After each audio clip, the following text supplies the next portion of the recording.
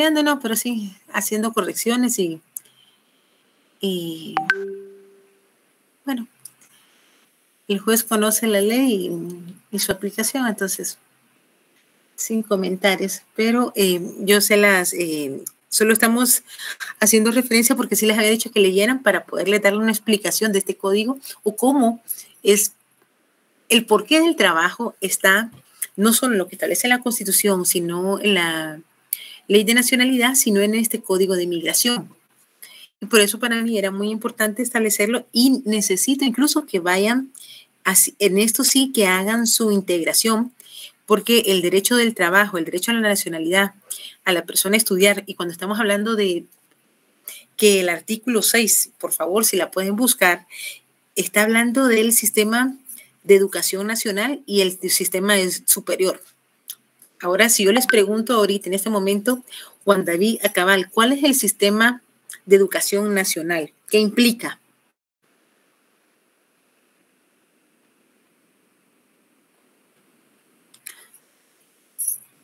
Yo estoy preocupada porque o no me doy a entender o están, bueno, también están muy cansados. A veces el trajín de todo el año, el corre-corre, enfermedades y todo nos puede poner un poco. Pero cuando yo les pregunto a qué nos referimos al sistema de educación nacional. Buenas noches, licenciado. Buenas noches, Braulio. ¿Cómo está? Bien, gracias a Dios. Se refiere a lo que... ¿De qué comprendería? De lo que se encarga el Ministerio de Educación, la malla curricular de primaria, básico, diversificado. Acuérdense que no solo está desde primaria, muchas veces ahora. Párvulos también, ¿verdad? Párvulos, desde párvulos hasta diversificado. Y después habla del nivel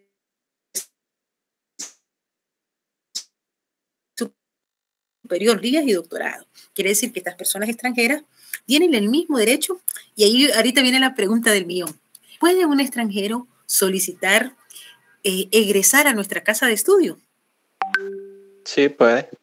Sí puede. ¿Cuál es la diferencia? José y Braulio. A ver, y a todos, porque de verdad, si no voy a empezar a dedocracia a llamar para Alexis, si yo le digo, ¿cuál es la diferencia entre un guatemalteco y o Grisel? ¿Cuál es la diferencia entre un guatemalteco o un extranjero a la Universidad de San Carlos? La diferencia es que para nosotros la universidad pues únicamente pagamos 103, si no estoy mal, pero ellos sí pagan como una universidad privada. De hecho, la San Carlos es una de las universidades más caras para los extranjeros. Y eso lo digo porque yo tuve una amiga que era extranjera, quiso ingresar a la universidad y sí, la mensualidad era súper cara. Entonces yo creo que la diferencia es que para nosotros, o sea, pagamos menos por los impuestos que nos van descontando, ¿verdad? Pero para un extranjero sí tiene que pagar, o sea, es privada la San Carlos. Sí, tiene que cumplir con los mismos requisitos, ganar los exámenes, tener la preparación, tener el nivel académico o esperar el año para es las equivalencias en la materia, los apostillados, sí, tiene un costo mayor. Y eso, ¿sabe por qué? Es importante que siempre me gusta que lo compartamos en la clase, porque realmente ser estudiante de la Universidad de San Carlos, de la Tricentenaria, tiene un valor que tal vez acá en Guatemala no lo toman, pero el estudiar, primero porque, como lo dijo Grisel, muy bien, diría el profesor que después descante, así se contesta, el hecho de ser guatemalteco nos da la autonomía y la obligación de que somos la única universidad estatal, nos da una prerrogativa el ser guatemaltecos para estudiar en la San Carlos.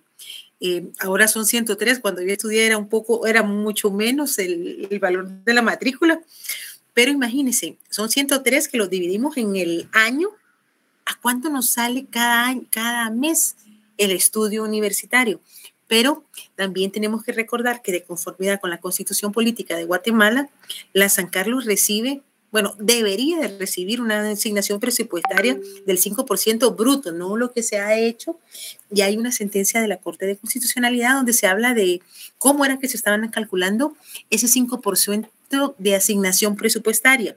Pero no es que nos los están regalando, porque eso es parte de lo que cada uno de nosotros paga por sus impuestos.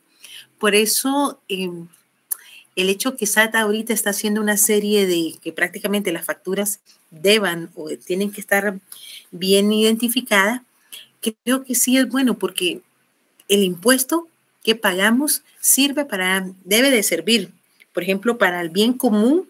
Serían carreteras, hospitales, universidades, escuelas, que tengamos la mejor preparación. Y hoy hablaba de eso. Por ejemplo, tuve la oportunidad de hablar con alguien que estuvo en un congreso iberoamericano de los derechos libertarios, patrocinado por Suecia. Y cómo Suecia se considera que, a pesar de estar en Europa, tiene una diferencia entre lo que es España o como fuimos formados nosotros por haber sido conquistados por España, Italia y todas estas áreas, que ellos no tuvieron latifundios y minifundios, sino que sí tuvieron un gran auge económico que lo llevó en determinado momento a poder dar muchos derechos que en Latinoamérica no se pueden dar muchos países, porque no ha crecido económicamente tanto el país y porque la forma de ejecución o la forma de cómo se ejecuta el presupuesto o la probidad de los mismos es diferente, es una cultura distinta. Impresionante, ellos no, ricos y pobres iban a un mismo sistema educativo, entonces no creó una brecha, aunque hay, claro, gente rica y gente con clase media, pero tienen un nivel de cultura distinto. Entonces, ¿qué es lo que es importante? Que la Universidad de San Carlos las está pagando con los impuestos y lo que pagamos realmente es algo simbólico. Para los extranjeros sí pagan una cuota como que estuvieran pagando una universidad privada. No creo que sea lo mismo que se pagara en la Marroquín, pero sí sé que es distinto y también hay un escalafón, porque está para nosotros los que somos guatemaltecos, para los extranjeros que son centroamericanos, tienen un rubro distinto, y para los que son de cualquier otra nacionalidad va a tener un costo. Son 3 diferenciaciones y no podemos decir que hay discriminación, porque estos extranjeros posiblemente vienen a estudiar y el reconocimiento de ser egresados de la San Carlos es muy importante. Nosotros somos la tercera universidad creada en Latinoamérica, bajo, y recuérdense que nosotros tenemos una bula papal y tenemos el reconocimiento de un rey, el rey español, rey Carlos III, y además la bula papal con la que nos crean. Entonces, sí tiene un gran reconocimiento. Incluso los títulos de la Universidad de San Carlos van a ser aceptados en Estados Unidos y en otros países, y podemos hacer las homologaciones o los requisitos para ser integrados. Por ejemplo, ustedes como egresados de la Universidad de San Carlos pueden ir a cualquier universidad, Miami, por ejemplo, o cualquier otra universidad en Estados Unidos, hacer 2 años en IT, como ellos le dicen, que son 2 años, y hace los 2 exámenes y puede trabajar como para hacer exámenes de la barra, su nivel de inglés, y puede ir a hacer los exámenes, por ejemplo, a Nueva York, y le permiten trabajar como paralegal, como un asistente legal. Si quiere ya ser incorporado como abogado, pues tiene que sacar prácticamente lo que fuera un doctorado o más años para ser incorporado. Y sí, estudiar las leyes, porque son leyes distintas.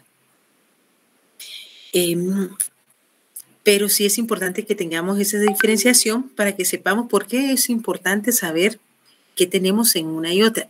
Otra de las cosas muy importantes es la no discriminación, el hecho que haya una diferenciación entre lo que es la tarifa para nosotros como guatemaltecos, como para los extranjeros. Esto es a nivel pregrado, porque se recordarán que lo que es el doctorado y maestrías y doctorado son autosustanciables, entonces ahí no hay diferencia, porque yo soy guatemalteco y hay un hondureño, hay un salvadoreño, hay un mexicano. No, esto es solo a nivel de pregrado, de licenciatura. En el artículo 10 del Código de Inmigración se aceptó el derecho a la protección del Estado. Va a garantizar la vida y de estas personas que sean nacionales y extranjeras, que estén dentro del territorio guatemalteco. Acuérdense que la vida es el bien jurídico tutelado más importante. Y también hacen ver que las personas que estén dentro del territorio guatemalteco no les van a exigir ningún otro documento de identificación o otro requisito para darle la protección. ¿Qué significa esto? Imagínense que Dios no lo quiera, pero aquí creo que hemos visto que hay mucho venezolano en este momento en Guatemala. Me decían la vez pasada que habían algunos jóvenes de los que vemos en las esquinas que están haciendo malabares y ciertos elementos. Entonces viene y alguno de ellos lo asalta. Se dirige ya sea al Ministerio Público o a una oficina de la Policía Nacional Civil a poner su denuncia que lo fue asaltado. Entonces, ¿qué es lo que implica este artículo 10? Que no importa que sea extranjero o que sea guatemalteco, cualquiera puede acudir porque cometieron un delito o porque está en peligro su vida, poner la denuncia. Entonces viene y él dice, bueno, soy venezolano, mi documento es el pasaporte o el documento de identidad con el que él se vino de su país, y me acaban de asaltar, está poniendo la denuncia, y viene y le dice la gente de la Policía Nacional Civil, lo siento mucho, pero deme su documento de identidad, póngamelo a la vista. Debería de ser, de conformidad con este artículo, lo puede hacer un agente de la Policía Nacional Civil. Puede pedirle sus datos, puede pedirle la identificación si se la sabe, pero si lo asaltaron y se quedó con documento, pueden negarse a darle el servicio o en el Ministerio Público a recibirle la denuncia. No se le puede negar la justicia a ningún extranjero. Y menos porque este artículo no se le puede negar ninguna justicia. Y más si lo están asaltando, imagínense. Él después va a tener que hacer su trámite ante su consulado para reponer su documento de identidad, pero por el hecho de no tener el documento de identidad no se le podría negar. O que esté trabajando y le violaron sus derechos laborales, que acuda a poner su denuncia. Acuérdese que, como lo establece la Constitución Política, el derecho laboral en Guatemala es protector del trabajador y quien tiene la carga de la prueba, ojo, pero sí hay aquí, va a garantizar a esta persona sus derechos, pero sí hay ciertos requisitos que deben cumplir. ¿Por qué? Por ejemplo, cuando una persona ingresa legalmente por los sitios adecuados, es decir, por los puertos, por los puestos migratorios, ya sea marítimo, aéreos o terrestre, se le pone el sello de ingresar al país y el tiempo que se le concede. Esto también ellos pueden ir al Instituto Nacional de Migración de Guatemala y pedir que se les extienda el plazo. Si no lo hacen, hay una multa diaria, no me acuerdo si está de 10 o 15 quetzales por cada día que no tengan el permiso. 15 quetzales está. Sí, hace algunos años era 10 quetzales. Entonces, por cada día que estés sin permiso, tendrían que pagar. Y para salir del país, tienen que pagar esa multa. Por eso es muy importante que ustedes como abogados sepan todo esto, que se da muchas veces cuando ya están en la práctica o cuando usted da el acompañamiento a alguien o realiza alguna petición. Entonces, por eso era que me interesaba que ustedes pudieran hacer todo este trámite, aunque sea de manera ficticia, pero si el día de mañana, creo que sí hay mucho ahorita extranjero. En el artículo 11, para mí es muy importante porque se concede ese derecho de niños, niñas y adolescentes, migrantes no acompañados o separados de su familia, que estas personas van a tener también ese reconocimiento de que están como migrantes y que puedan ser atendidos por ciertos programas que tiene Guatemala especializados. A hacer esa diferenciación, la Comisión sobre los Derechos del Niño se refirió o los clasificó a niños de la edad de 0 a 18, hasta un día antes de 18 años. Ya la ley PINA sí establece los grupos etarios de 0 a 13 años, son niños y niñas, cuando ya cumplen 13 años a 18 son adolescentes, y cuando es transgredido la ley penal de conformidad con el artículo 252 de la ley PINA, ya hay 2 grupos etarios para transgresión a la ley penal, de 13 a 15 años y de 15 a 18 años. Entonces, estas autoridades, estas personas, si vienen o no acompañados, van a tener que garantizarles ciertos derechos, y las autoridades administrativas que, por ejemplo, los encuentren vagando, los pueden ingresar a un proceso de protección y abrigo que está en la primera parte de la Ley de Protección Integral de la Niñez y la Adolescencia, y que es, por ejemplo, encuentran a una joven vagando en la calle o que se está durmiendo en la calle, se dan cuenta que es de nacionalidad hondureña, se la llevan al MAINA, le toman la declaración o se la llevan al juzgado de turno que está en los juzgados de familia. Si no han sido víctimas del delito, van ahí al MAINA. Si han sido víctimas del delito porque, por ejemplo, las encuentran en algún prostíbulo y las estaban prostituyendo, o las encuentran en un lugar torteando, o las están violentando sus derechos, van a este lugar, al MAINA, para poner sus denuncias, y las mandan a un refugio temporal porque ellas están aquí solas. Si ellas han sido víctimas de un delito, pueden acogerse a quedarse en Guatemala o la repatriación, pero las mandan a una casa de abrigo. ¿Algunos de ustedes alguna vez han visto un proceso de estos?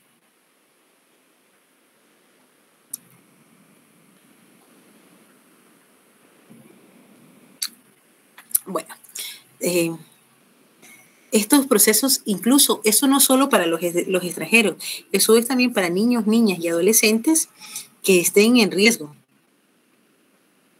Bueno, Josué Manuel, usted sí lo ha visto. Cuénteme para que lo socialice, porque yo sí los conozco, para que lo pueda socializar, y ahorita les hago la diferenciación. Porque en MAINA es cuando han sido víctimas del delito, una adolescente, niña, ya sea extranjera o guatemalteca, y en el LUCI, que es el juzgado de familia, solo es un proceso eminentemente de protección para garantizar la vida de alguna niña o adolescente, sea nacional o extranjera. El compañero que sí ha visto el proceso nos puede socializar cómo lo vio para que lo podamos ver, porque esto es parte, imagínense, esto es parte del derecho internacional privado que se va acogiendo de conformidad con normas internas, con lo establecido o las obligaciones que han nacido de convenciones, pero que ya están en normas internas para poder ser protegidos sus derechos. Buenas noches, licenciada. Buenas noches, José Manuel. Pues le comento, yo trabajo en la Secretaría de Bienestar Social, en el Hogar Virgen de la Asunción. Las niñas. Ajá. Sí, precisamente ese es pan de todos los días para nosotros.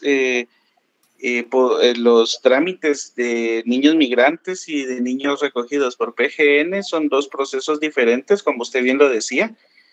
Sin embargo, también para el resguardo y la protección del niño, niña y adolescente, tienen que ser en diferentes lugares, ¿verdad? Porque los que van de protección y abrigo por parte de juez, que son procesos por litigio de familia, digamos que ellos van directamente, en el caso, a hogares privados o al Hogar Virgen de la Asunción, dependiendo del caso. Y en el caso Zafiro 1, Zafiro 2, Zafiro 2, Diamante 1, Diamante 2. Diamante 2, sí. Y sí, en el caso de migrantes, ¿está aquí en zona 1 o 3? Sí, la casa migrante que recibe ahí a los chicos, y también está el que está en San Marcos, si no estoy mal, la otra casa migrante, que es la que está más cercana a la frontera, ¿verdad? que ahí se recogen. Bueno, eso era algo importante que, gracias José Manuel por compartir. Nada, licenciado.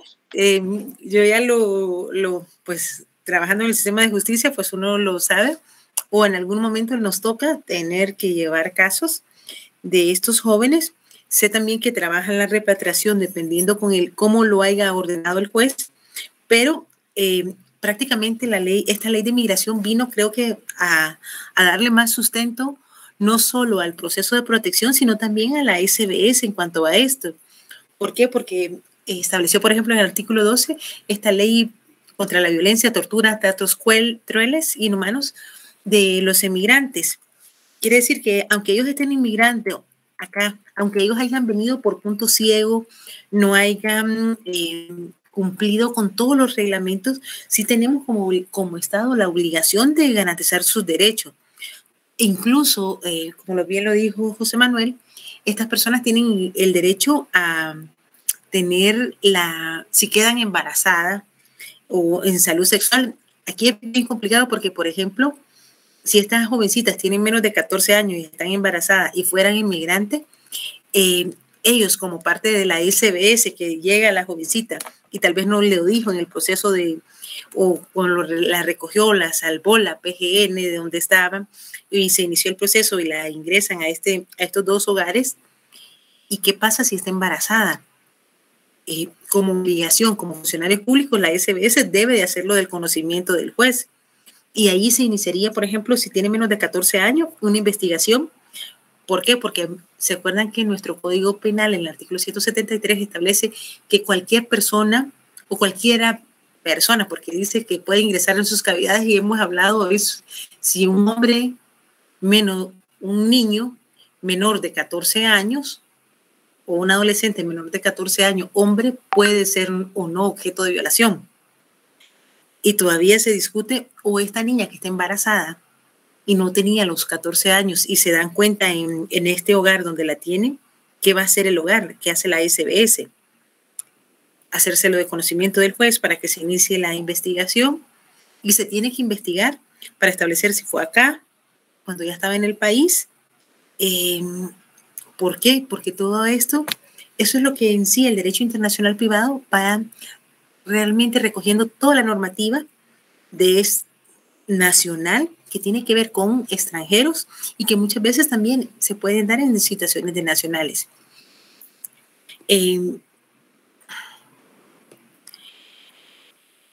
Este derecho de abrigo temporal lo dejó regulado el artículo 16 de la Ley de Migración. La prohibición de esclavitud o servidumbre, que las encuentren a estas personas extranjeras y que las tienen en trabajos forzados o en lugares donde las estén prostituyendo. Entonces, todos estos elementos no lo tenía la ley anterior. No se había previsto estos elementos. ¿Por qué? Porque el derecho cambia muchas veces menos rápido que la realidad social. La realidad social hace que el derecho y las normas jurídicas se vayan cambiando conforme a la necesidad. Y en el artículo número 20, ojo, pero eso me le ponen un asterisco, está el derecho a ser retornado a su país de origen o procedencia. ¿Qué es lo que se hace con estos niños? Se recuerda que les había dicho que si alguien está trabajando, también se le van a reconocer el artículo 22, lo pueden integrar con la Constitución Política para estos extranjeros, este derecho del indubio pro operario. Como todos, yo ya sé que ganaron sus cursos de derecho laboral y son muy buenos sancarlistas, y el sancarlista sabe mucho de derecho laboral, aunque no sea su rama. Ustedes saben que el indubio pro operario es el derecho o es esa presunción de que ante una resolución en la que se está conociendo o la violación de un derecho laboral en el que se sujeta a un proceso, se inicia un proceso por parte de un trabajador nacional o extranjero, la carga de la prueba la tiene siempre el patrono para demostrar que las pretensiones laborales no es lo que está diciendo, para empezar, el trabajador. Y segundo, si tiene que escoger entre las normas, va siempre a escoger una que sea más favorable. El individuo preparario es que todo lo que va a resolver el juez va a ser favorable a, si hubiera duda, siempre va a favorecer al trabajador, ya sea nacional o extranjero. Y aquí está previsto en el artículo 22 de este Código de Migración. Establece esos derechos sociales mínimos que también los tenemos en el artículo 23, contenido en la Constitución Política, y que estos extranjeros también tienen derecho a que paguen las cuotas, él por ser trabajador y el patrono, si lo tiene trabajando, estas cuotas del ICS para que él pueda acceder a los servicios del Seguro Social. Ojo, y no solo los servicios del Seguro Social, sino también regula el servicio de las clases pasivas del Estado. Y cuando yo me refiero a las clases pasivas del Estado, los que trabajan en el Estado sabrán que nos estamos refiriendo al famoso Montepío, que es el pago que vamos dando para que el momento de que dejemos de trabajar en alguna institución se nos pague. Diría que en paz descanse el licenciado Bolaños Parada, que el administrador público o el trabajador público lo que hace es recibir una cuota al final de su trabajo por lo que él brindó, ese servicio que brindó a la sociedad. Hasta ahí vamos bien. De la jubilación. Exactamente. El Montepío, al derecho a jubilación también lo tiene previsto esta normativa para los extranjeros. Pero ya en el siguiente artículo ya hace dice, bueno, hay diferentes clases de categorización de trabajador migratorio, trabajadores transfronterizos o itinerantes, el trabajador de temporada, el trabajador consultor o asesor técnico especializado, el trabajador por cuenta propia. Esta es una clasificación que ABE está realizando y esta es importante porque si ustedes la buscan, la pueden ubicar en el Código de Trabajo, aquellas personas que podían ser contratadas, no sé si hace algunos años se daba, ahorita no lo he visto, o he estado mucho en penal que no lo he visto, pero que salían algunos anuncios donde algunas entidades marítimas contrataban extranjeros para que se fueran en los barcos, en estos guías o en estos cruceros a trabajar por temporada y regresaban.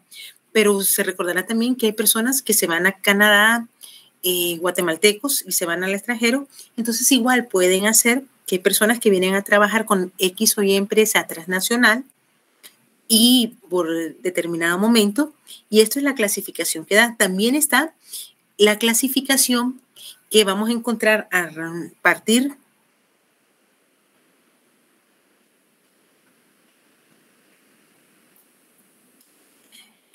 de los artículos. Siempre sigue hablando de la repatriación de migrantes cuando son víctimas de delito, el asilo, el refugio, y vuelve a recoger lo que habíamos hablado de que puede venir un extranjero a pedir un asilo político. Yo les hacía mucho el ejemplo del caso de Nicaragua, pero creo que hay que reconocer que, por ejemplo, ahorita se recordarán hace unos meses, ahorita ya no tanto, estuvimos también teniendo mucho cubano en nuestro territorio guatemalteco. Y ustedes saben por qué teníamos tanto cubano en territorio guatemalteco. No era porque se querían quedar aquí en Guatemala. Ellos iban en tránsito hacia Estados Unidos. ¿Alguien sabe por qué es que estaban llegando de Venezuela y después de Venezuela?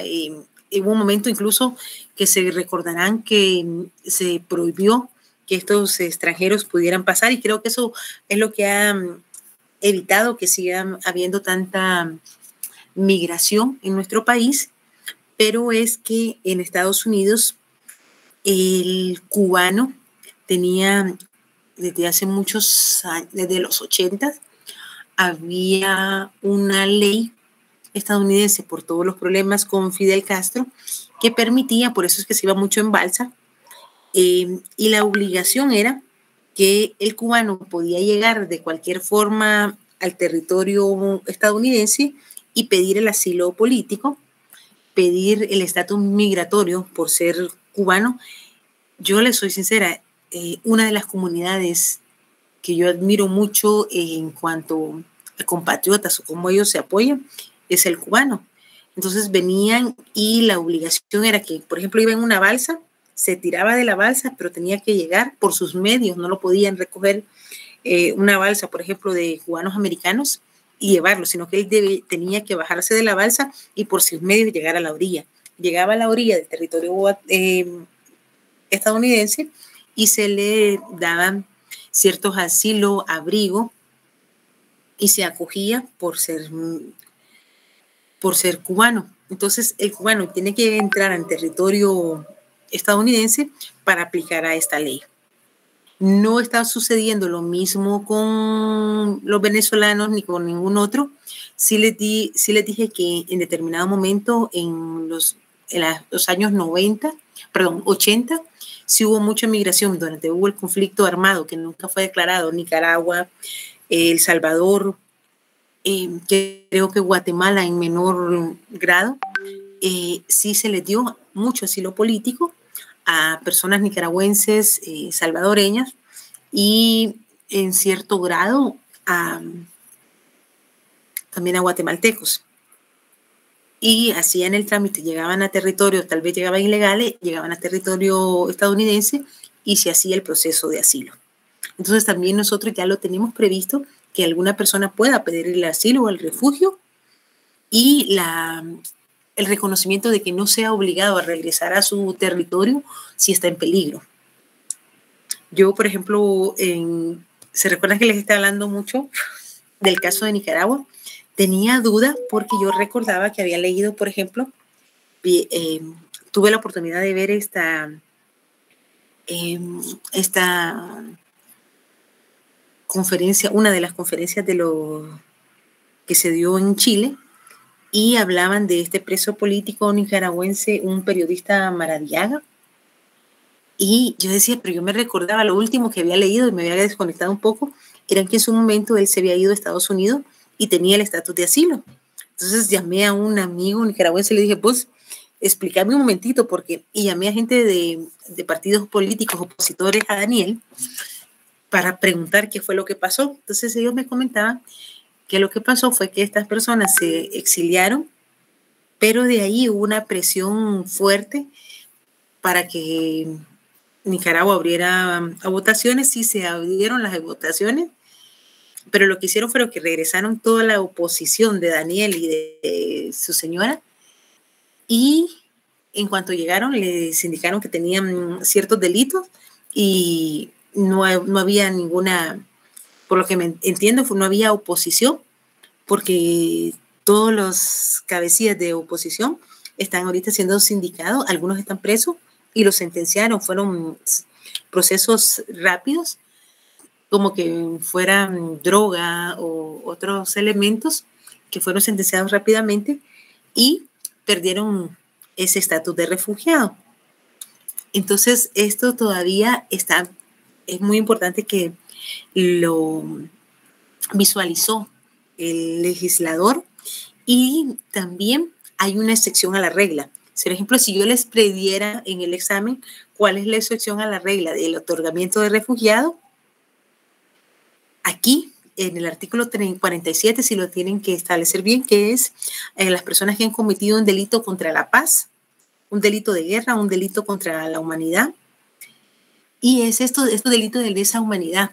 Ojo, aquí en el artículo 47, en el literal A, cuando les está hablando de delitos contra la paz, delitos de guerra, delitos contra la humanidad, en el contexto ya doctrinal es lo que se llaman, estos son los delitos que se dan en el derecho penal humanitario, delitos de lesa humanidad y que violan este derecho penal humanitario. Entonces, por favor, yo siempre les pido a ustedes como estudiantes que lo anoten para que ustedes los tengan, porque muchas veces tenemos el concepto de qué es lo que es, pero es ese derecho penal humanitario, delitos contra la humanidad, de lesa humanidad, que en estos casos no se da, aunque le traten de otorgar este estatus, no está permitido.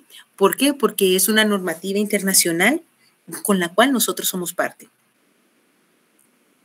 Además de eso, no se le va a dar este estatus de asilo o refugiado a personas que hayan cometido un grave delito fuera del país, del refugio, antes de que venga a Guatemala. Quiere decir que si esta persona cometió 4 o 5 asesinatos antes de entrar a Guatemala, no puede venir y decir, mire, ahora no puedo salir porque me están buscando para iniciarme un proceso. No. Y en el literal se establecieron que no sea culpable de actos contrarios a las finalidades y los principios de las Naciones Unidas, plasmados en los tratados y convenios internacionales. Entonces, este último ojo es muy amplio porque ahí nos tenemos que integrar lo que establece la ONU como Organización de las Naciones Unidas.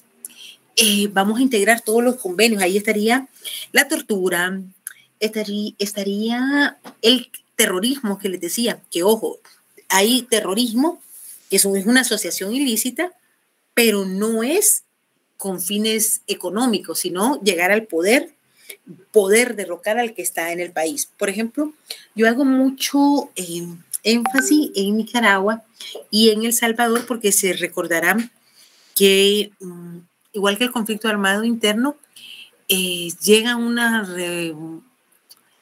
ahí sí llega al poder, sí llegaron al poder los que tenían las armas, el Frente Farabundo Martín. En el caso de Nicaragua sí llega el Frente Sandinista de Liberación Nacional, llega al poder en 1979, llegan al poder, derrocan a Somoza, Somoza sale del país, lo matan en Uruguay.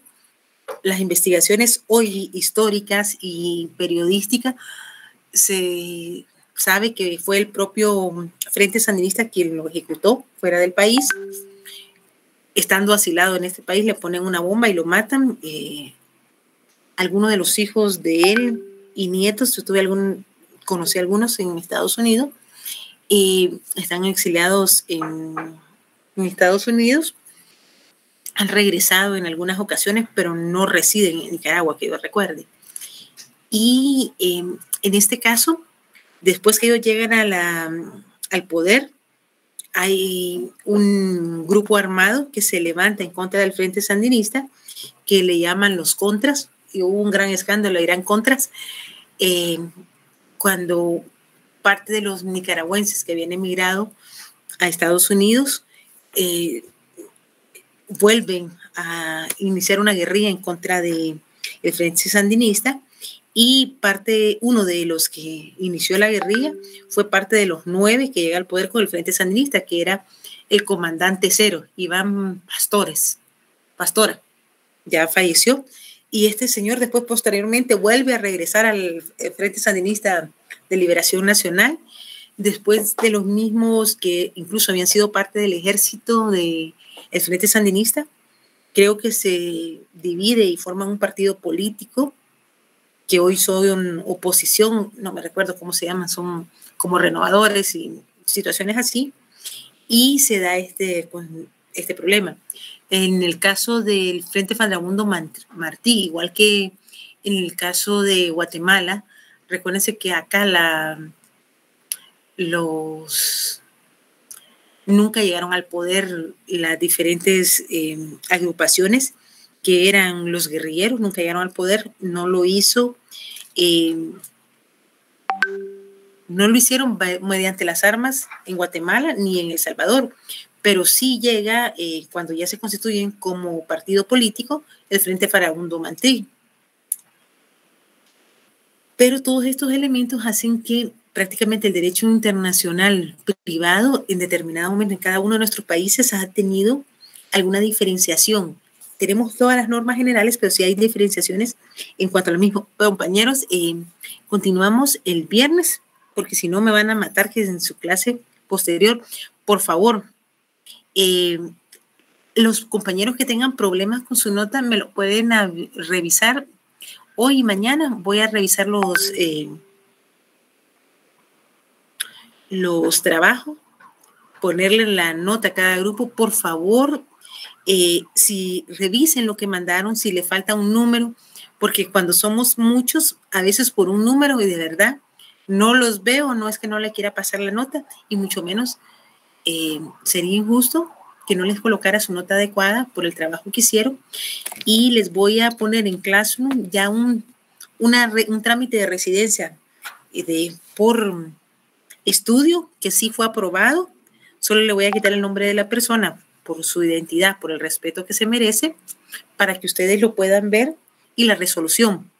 El trámite posterior, ojo, que ustedes tienen que hacer después que como abogados o están haciendo este trámite, que deben de inscribir para que le den el DPI rosado. La idea es que realmente el día de mañana ustedes sean los mejores abogados y representen en alto a nuestra gloriosa universidad. Feliz noche, que descansen. Buenas noches, licenciada. Buenas noches. Buenas noches, licenciada, con una consulta. Claro que sí, para los que no nos aparece nota, ¿dónde nos podemos comunicar con usted? Es que por favor, mándenme el correo. Mándenme el correo. Yo lo mandé a su WhatsApp. No, mándenme al WhatsApp, no se preocupe. Miren, yo ya le mandé ahí y hasta le mandé la captura porque yo revisé cuánta nota tenía. Ajá, vaya. Ahorita veo. Muchas gracias, licenciada. Acuérdense que yo, cuando estamos haciendo el cuadro de Excel, lo hacemos conforme lo vamos recibiendo. ¿Qué me pasa? Y me ha pasado en otros años desde que estamos en este sistema de Google, que a veces, por ejemplo, si no ponen bien el carnet, no me lo va a reconocer. Entonces sí me ha pasado, incluso me pasaba cuando eran exámenes escritos, que no me ponían el examen o no me ponían bien el nombre, no ponían alguna cosa. Entonces los tenía aparte porque ustedes están realmente estudiando y mi obligación es cumplir con lo mejor, de la mejor forma, el pensum, pero también transmitirle el conocimiento y que ustedes realmente se desempeñen adecuadamente. Entonces ahorita lo veo, me estuvieron escribiendo, disculpe, de verdad, hoy estaba de que decían, de verdad que hoy puedo decir que la tercera es la vencida. No se preocupe, licenciada, nosotros entendemos y muchas gracias. No, Brenda, porque realmente la nota es sobre 30 y solo falta el trabajo. Yo les dije, porque me lo habían preguntado, que si fue una equivocación, no me fijé realmente, les soy sincera, me recuerdo, según yo, sí había puesto 30. Después me di cuenta que no, y como el sistema lo genera, entonces vamos a hacer ahorita la corrección. Ya no le va a llegar la corrección, pero sí la voy a hacer, porque no me había dado cuenta de eso.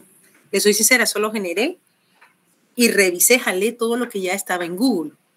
Pero voy a revisar los que tengan problemas, porque sí me ha pasado, y la vez pasada encontramos como 2 o 3 personas que, por ejemplo, un número de carnet no correspondía. Y al no corresponder, cuando hago la integración con la nota o en Google o en la nube de derecho, no sale. Entonces lo vamos a revisar y lo corregimos con mucho gusto. Y si hubieron compañeros que sí tuvieron problemas, que como que ellos mismos se dieron cuenta, por favor, los que quedaron con eso, se dieron cuenta que su examen o no se había ido o no les había aparecido. Eso a veces es problema de la conexión